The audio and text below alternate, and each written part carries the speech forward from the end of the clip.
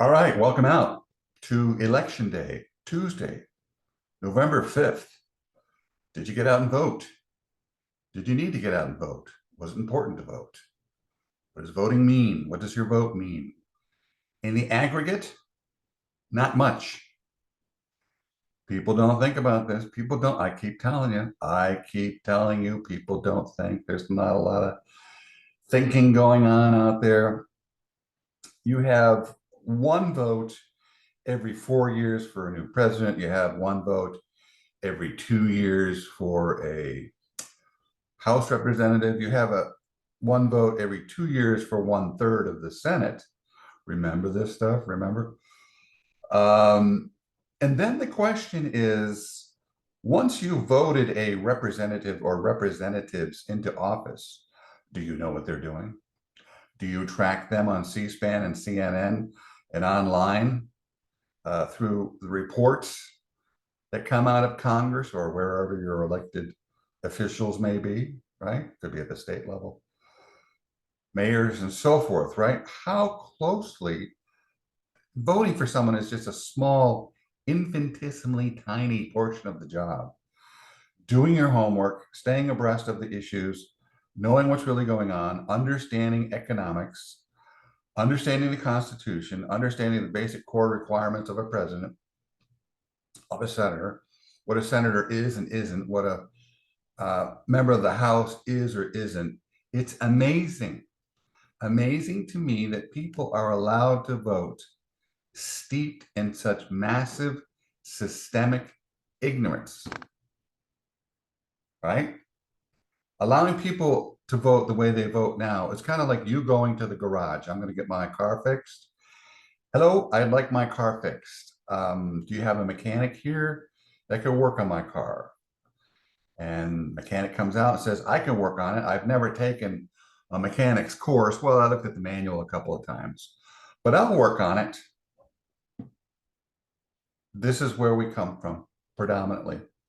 Most people don't know the half of it, the quarter of it, the 10th of it. I don't know. It's really, really, really, really sad, wrong. Why does our educational system, falsely stated educational, there are so many problems with our educational system, K through college. I'm gonna leave out the primary years, okay? I mean, if you're having trouble with your shapes and your colors and your patterns, maybe you need more help than we can give you. But once you get into high school, secondary high school, into college, right? That's kind of where it really starts to click, to make a diff, right? Maybe a little before that, maybe 4th, 5th grade, when you start writing and start doing reading, writing, arithmetic in more earnest and greater earnestness. But anyways, that's my pet peeve. And I'm just amazed that more people don't talk about this. I'm amazed that more people don't know about this. I'm amazed that I'm out on the island, seemingly somewhat almost exclusively alone, swimming out here, really seeing the waters and the dangers in the waters, and how few even are aware that they're swimming. Never mind the water, what the water contains, its contents, right? Oh, don't get me going. Anyways, here we are. We're moving into the final stretch. We'll take a look at the Judiciary, 78 essays, 78 through 83, and then we'll leave the conclusion for later on. And then we'll get into the Bill of Rights, and then we'll get into the rest of the amendments beyond the Bill of Rights, right? You got 1 through 10 and then 11 through 27, right? Know this stuff. How can people graduate from high school Why are people allowed to graduate from high school not knowing the basic core essentials? Take a test. There should be a standardized test, like an SAT. I don't know what you want to call it. GAT, government government assessment test or something like that, right? I don't know. That's just sadly it comes down to politics, right? This section of 6 chapters deals with the proposed structure of federal courts, their powers, jurisdiction, method of appointing judges, related matters. All right, so that's it. And again, I said last time that I think I'm going to get into the powers of the executive. I think that requires a little more work. So I think we'll get into each essay in a little more detail. I can feel that coming. I can feel it. I can feel it coming, right? As the weekend says. A first important consideration was the manner of appointing federal judges and the length of their tenure in office. They should be appointed in the same way as other federal officers who have been discussed before. As to tenure, the Constitution proposed, notice that Constitution is capitalized. Do you know how to capitalize? Do you know what needs to be capitalized? Here comes the professor. Do you capitalize professor? No. Here comes Professor Johnson. Do you capitalize professor? Yes. This is the senator. No, this is Senator Johnson. Yes. If it's a proper title. Now, here the U.S. is implied, all right? U.S. Constitution is implied. Here it's abbreviated, not abbreviated, but truncated. Constitution, that's enough because we know if it's the Federalist Papers, it's talking about U.S. Constitution, right? So do you know how to capitalize, right? Do you know how to punctuate? Little things, you know? When it comes down to it, if you're really competing for a position and there's a lot of people up for a job and you've got some AI that is scanning the resumes as they come in, dozens, hundreds, thousands, I don't know, maybe there's one position open and there's like 500 or 1,000 people applying, right? And the first thing it does is just scan for mistakes. What's the first way that we can weed out the unwanted, right? Or just weed out people who are more serious than others, right? And one of the things they do is just look for errors in the writing of the essay, right? And then I think the next thing they do is to look to see whether or not the person has the experience required for the job that is open. And then after that, I think it will whittle down, say you start with 500. And I used to work at this is a long time. This is before AI though. We used to do it manually, you know. All these resumes would be fed into a computer. And I had a job before I before I graduated from college. I had a full-time job. It was tedious and terrible, of just looking at all the resumes and that had been fed into the system and straightening them out enough so that they could be read better, right? Or easier to read for the system if it needed another pass through or 2 or 3, and also for the recruiters. This, of course, was a huge recruiting agency, headhunter business. Anyways, as to the tenure, the Constitution proposed that they should hold office during good behavior. It's starting to sound like government is more and more like school than anything else. You have to be there. You have to attend. We'll take. They even have recess, don't they? Don't they have recess? You know, if you're absent during a vote, then it doesn't matter if you can't vote later. It's not like elections. The elections used to be just one day. Now they're opening them up, opening up the elections to pre-voting, even sometimes post-voting, which I think because of COVID set a precedent, and now they're not as bad as they were in 2020, but they're continuing to do certain things that were unheard of, follow certain procedures that were unheard of before COVID, right? Election day, you just go in, you vote, and by the end of the day, it was known pretty much who had won. But now you can vote a week before, you can vote online, you can mail in your vote, you can do all kinds of things, which sets it up for more errors and corruption and misuse and mismanagement.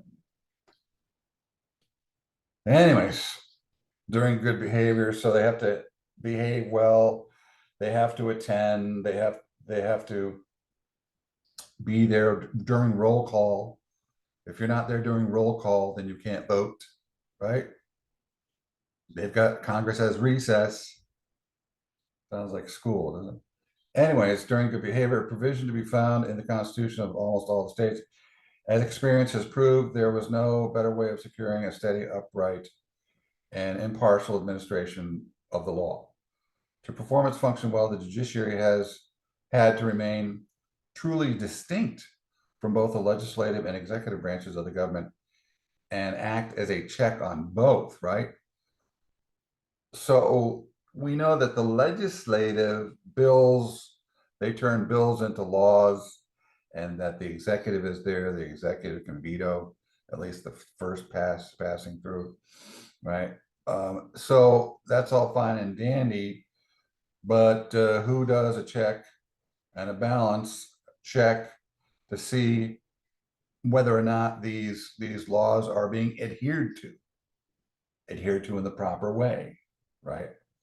According to the Constitution, according to the law of the land and the promotion of the people and the protection of the people, right? And their rights and their liberties and their freedoms and their lives, their very lives, right? There had been some questions. Hamilton called it a perplexity, as well as he might, about the rights of the courts to declare a legislative act null and void if, in the court's opinion, it violated the Constitution. It was argued that this implied a superiority of the judiciary to the legislative power. Not at all, Hamilton argued.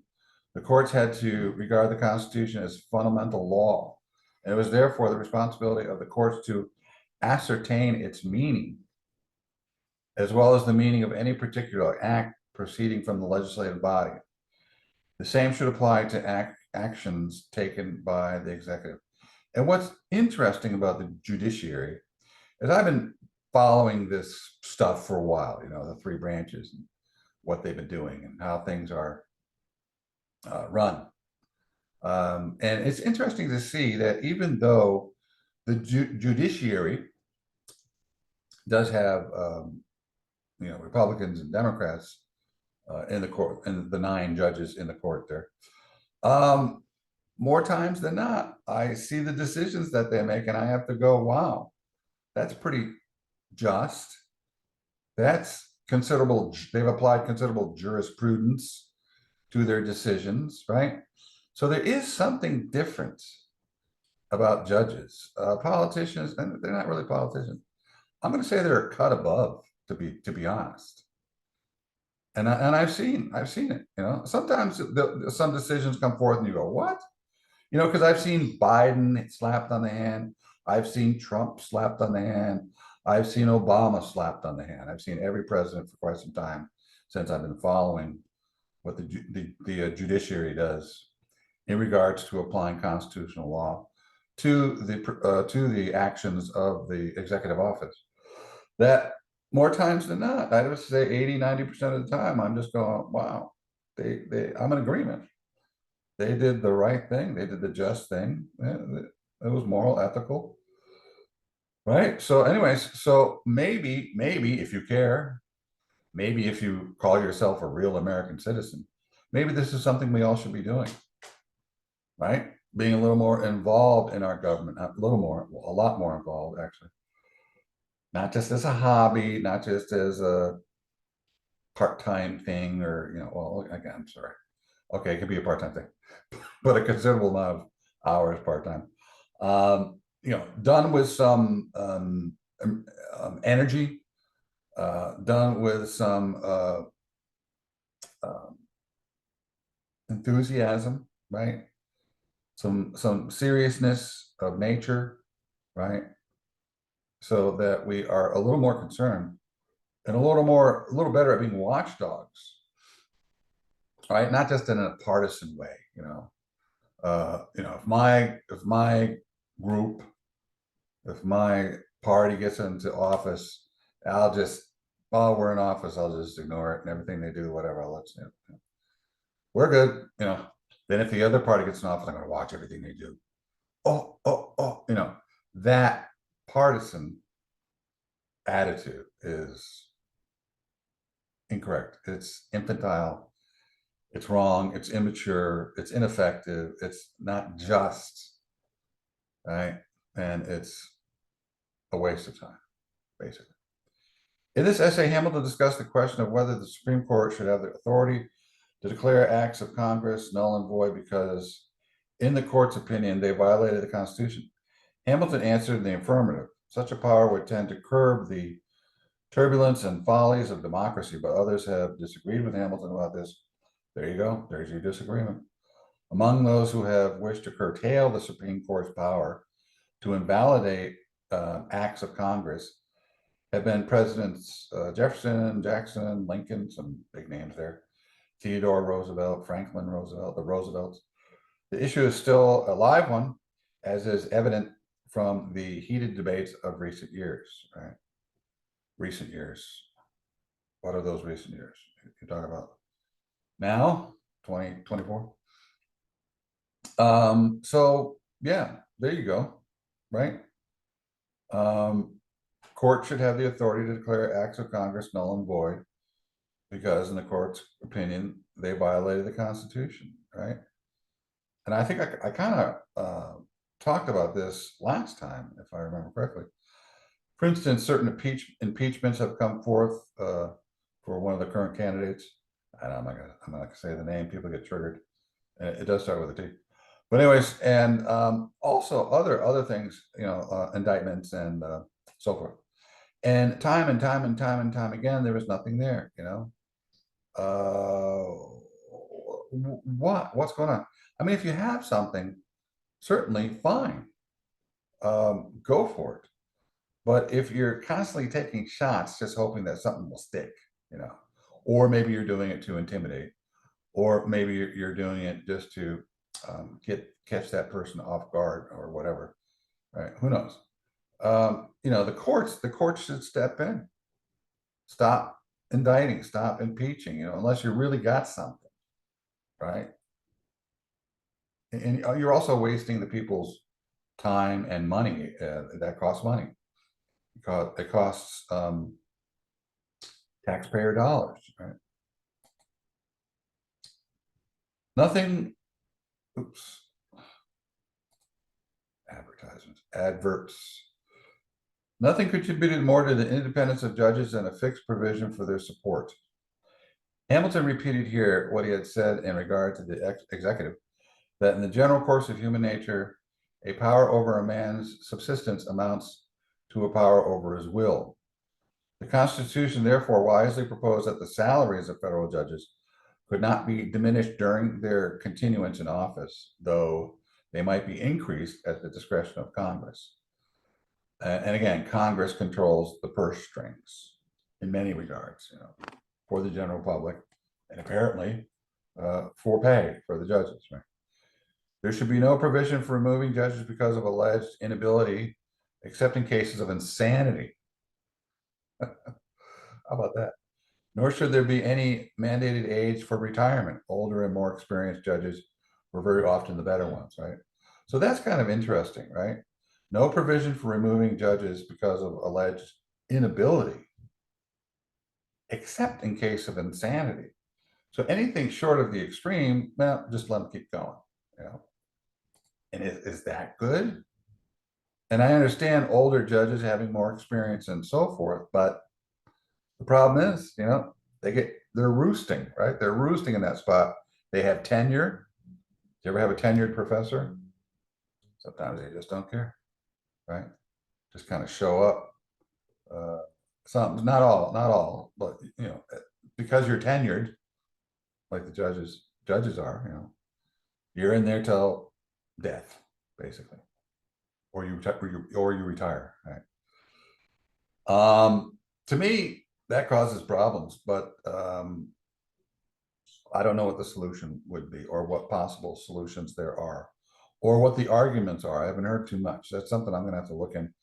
Talk to my lawyer buddies. I've got several lawyer friends. I know, I'm sorry. Don't judge me. Don't judge me. But one is a constitution. He looks at the Constitution. It's his hobby outside of, I forget what the heck he does, probates and things like that. Outside of the Constitution, he works as a hobby, following the Constitution, constitutional law, what laws are being adhered to or not, as decisions are being made at various levels of government. Right?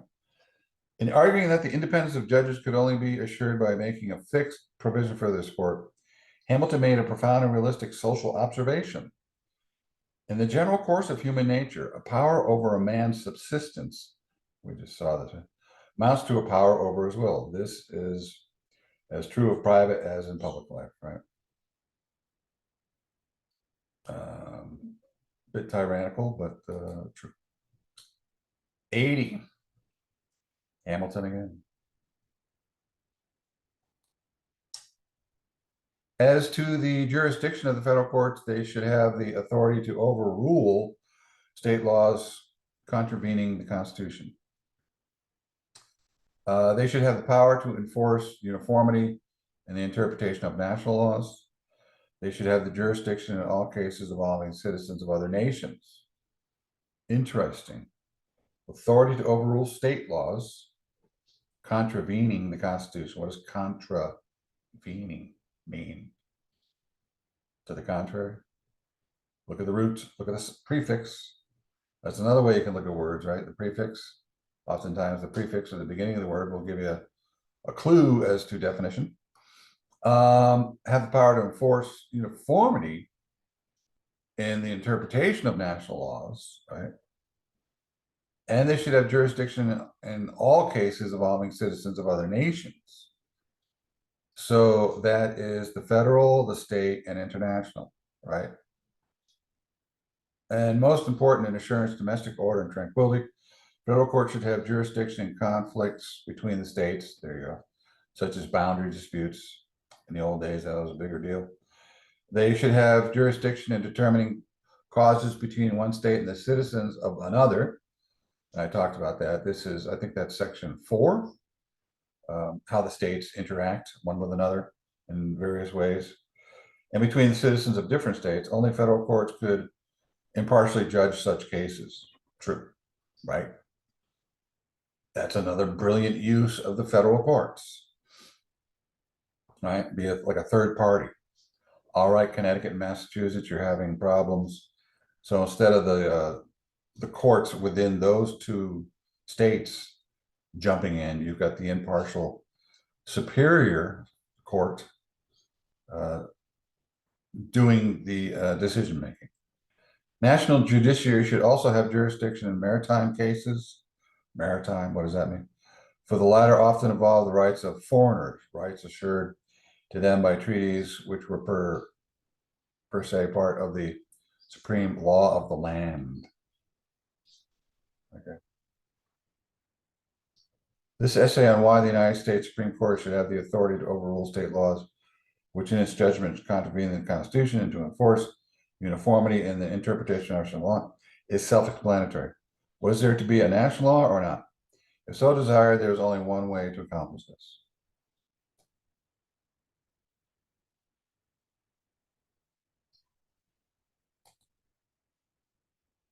Under the proposed Constitution, judicial power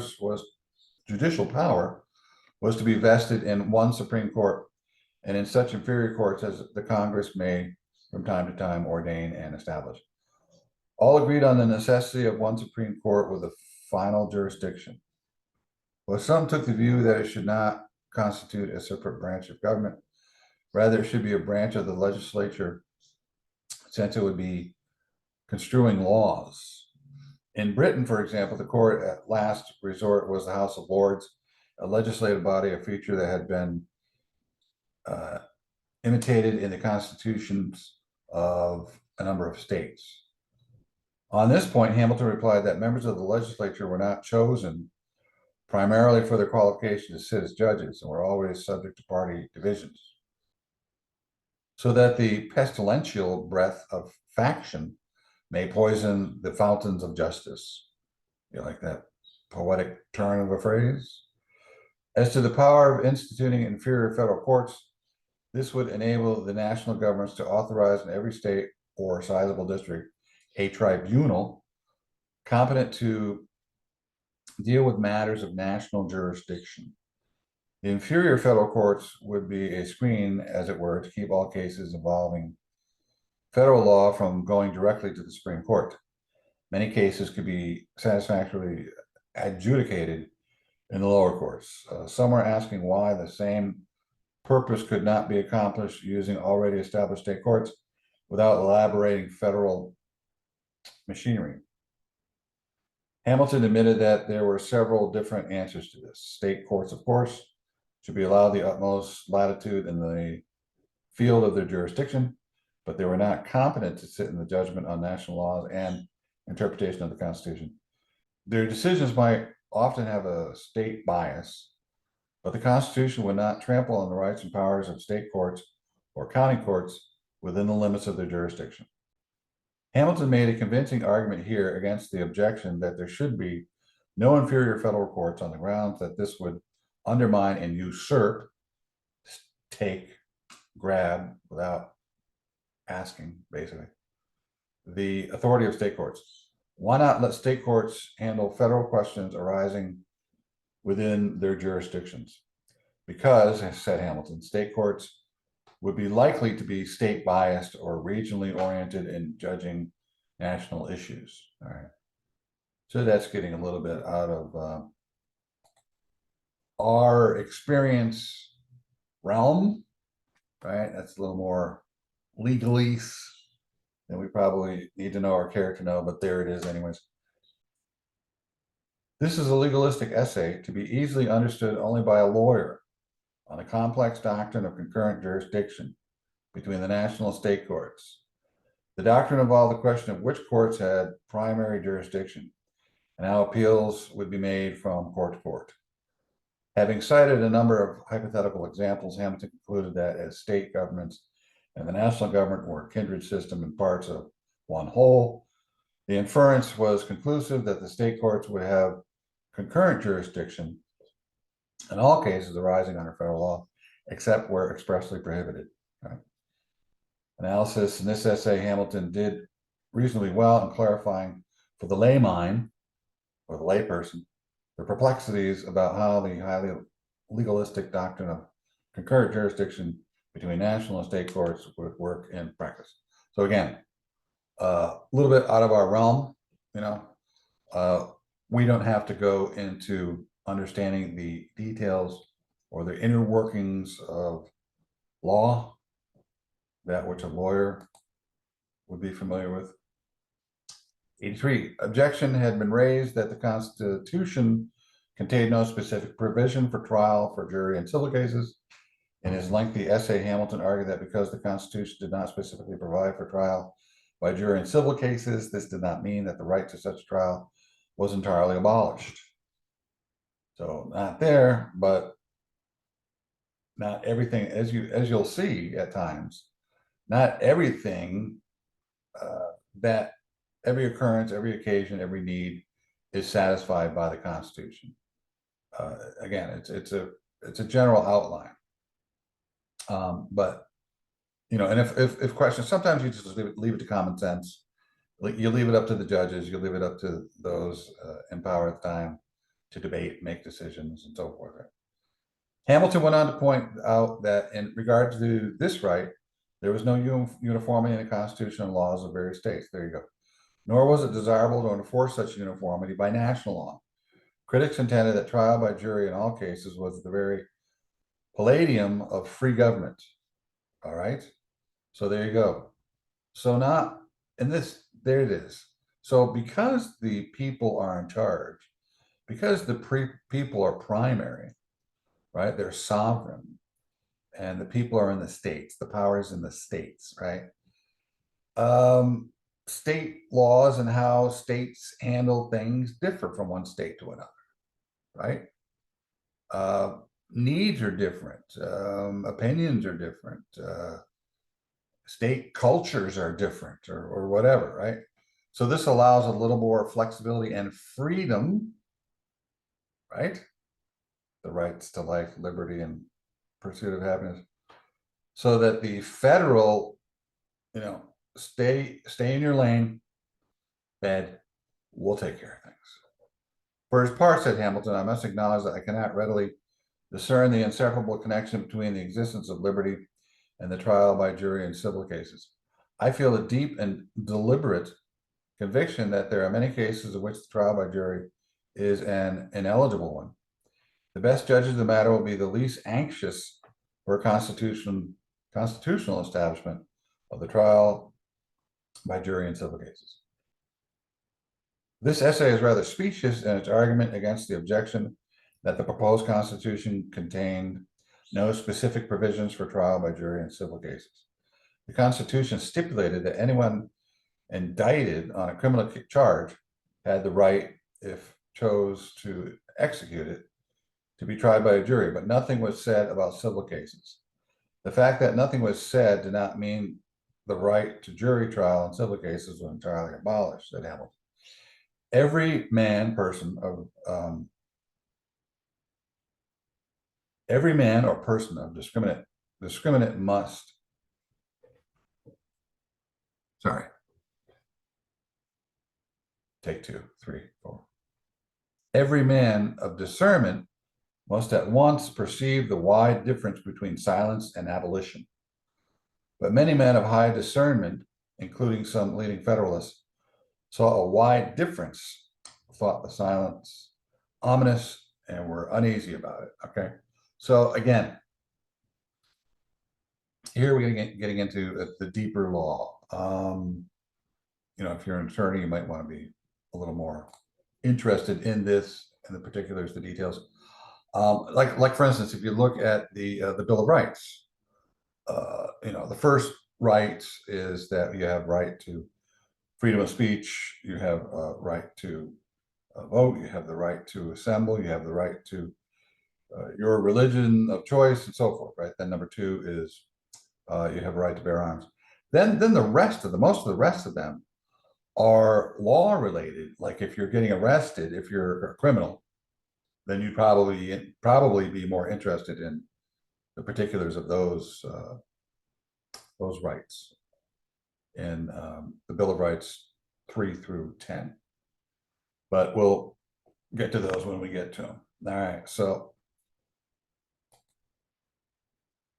for 84, the 2 chapters in this section pick up and in places extend the arguments made before. Nothing materially new is added in these chapters for obvious reasons. Summary and commentary have been combined here. This essay first takes up the objection that the proposed Constitution contained no Bill of Rights. Well, there it is. To this, Hamilton replied that the Constitution of many states, including his own New York, contained no specific Bill of Rights. Hamilton then proceeded to beg the question by citing what rights were guaranteed under the Constitution. Judgment and impeachment cases should not involve more than removal from office. All trials, except in cases of impeachment, would be held by a jury. The writ of habeas corpus, bring the body here, right? Like if you're arrested, bring the body here, bring the body into court or into the jailhouse, right? Habeas corpus was not to be suspended except in cases of invasion or insurrection where public safety required it. No titles of nobility were to be granted. Nothing need to be said to illustrate the importance of prohibition of titles of nobility. This may truly be denominated the cornerstone of Republican government, said Hamilton. As an argument, this was ridiculous and diverted. What average Americans wanted to know was what constitutional guarantees they would have to enjoy freedom of religion. Here it is, right? Your First Amendment, freedom of the press, speech, right of people to assemble, petition the government, redress, right individuals to keep bear arms. That's the Second Amendment. The right of the people to be secure in their persons, house papers. That's going on to other amendments, or right on the Bill of Rights. Facts against unreasonable search and seizure. These rights were soon stated concretely and adopted as the first 10 amendments to the Constitution.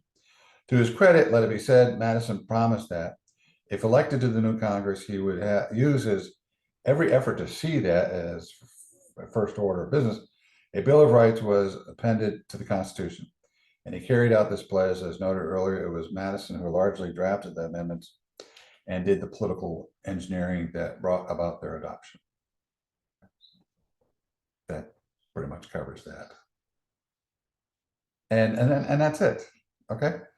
So we got a little bogged down there in legalese, but nevertheless, that's it, generally speaking. If you're so inclined to do more, that's great. I personally have read all of the Federalist papers several times through. And again, I'm no expert. There's a lot there. And some of it, like what we just went through here, maybe the last 3 or 4 essays, involving law that I am not steeped enough in to really understand or learn, well enough what they're talking about in order to really flex my muscles in regards to the content within those essays. Anyway, so that's it for now. We'll see you for the conclusion and wrap things up there then. Take care.